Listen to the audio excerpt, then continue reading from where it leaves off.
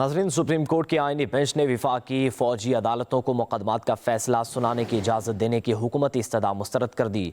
Justice मुसर्रल हलाली ने कहा कि इजाज़त देने का मतलब फौजी अदालतों का इख्तियार तस्लीम करना होगा। जस्टिस नईम अख्तर अफगान ने कहा, इंसदाद दहशतगर्दी अदालतों ने मुलजिमों की मिलिट्री की हवालगी कैसे दी।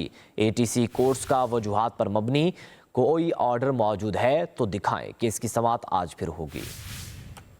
मिलिट्री कोर्ट्स में सिविलियंस के ट्रायल कलअदम करार देने के खिलाफ अपीलों पर समाअत आईनी बेंच ने की। वजारत दिफा के वकील ख्वाजा हारिस ने कहा, ये कहना ही गलत है कि सिविलियंस का मिलिट्री कोर्ट्स में ट्रायल नहीं हो सकता। आर्मी एक्ट मुसल्लह अफवाज के साथ काम करने वाली प्राइवेट कंपनीज के मुलाजमीन पर भी लागू है। जस्टिस जमाल मंदोखेल ने कहा, वो सिविलियन की अलग किस्म होती है जो ऑर्डिनेंस फैक्ट्री वगैरह में काम करते हैं। जस्टिस मोहम्मद अली मजहर ने कहा कि आपका केस आर्मी एक्ट की उस शिक में नहीं आता। जस्टिस नईम अफगान ने पूछा, ये बताएं, इंसदाद दहशतगर्दी अदालतों ने मुलजिमों की मिलिट्री को हवालगी कैसे दी। ATC कोर्ट्स का वजूहात पर मबनी कोई ऑर्डर मौजूद है। जस्टिस हसन अजहर ने इस्तफसार किया कि APC पर हमला करने वालों का ट्रायल कैसे चला था। ख्वाजा हारिस ने कहा कि 21वीं तरमीम हुई थी जिसके बाद ट्रायल हुआ था। एडिशनल अटॉर्नी जनरल ने कहा, फौजी अदालतों में ट्रायल मुकम्मल हो चुके, लिहाजा फौजी अदालतों को फैसले सुनाने की इजाजत दी जाए। जस्टिस मुसर्रत हिलाली ने कहा, फौजी अदालतों को केसेस का फैसला सुनाने की इजाजत देने का मतलब फौजी अदालतों का इख्तियार तस्लीम करना होगा, इसलिए हम ऐसा नहीं कर सकते। आईनी बेंच ने हुकूमत की फौजी अदालतों को केसेस का फैसला सुनाने की इजाजत देने की दरख्वास्त मुस्तरद कर दी। अपीलों पर समाअत मुलतवी कर दी।